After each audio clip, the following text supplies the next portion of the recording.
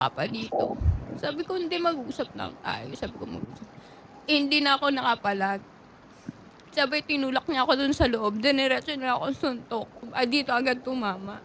Nagulat ako, sabi ko ganyan, "Mag-usap lang tayo." Sabi ko gano'n.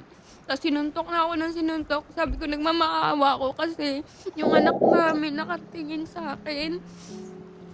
Tapos sabi niya ano, sabi niya sa daddy niya, "Daddy, I'm scared." Sabi niya gano'n, "I want to go back down Jellay's house." Sabi niya gano'n.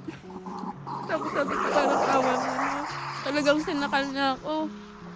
Lahat na ginawa niya, nagmamakaawa ako, sabi ko gano'n, "Sino yung lalaki mo, ha? Sino yung lalaki mo?" Sabi ko, "Bakit ganyan?" Sabi ko, "Nag-uusap tayo para sa anak na lang naman natin, eh." Sabi ko, "Wala na akong pag-asa, wala na sa isip ko, wala na akong pag-asa ano dito." Sabi ko, "Patay na talaga ako dito."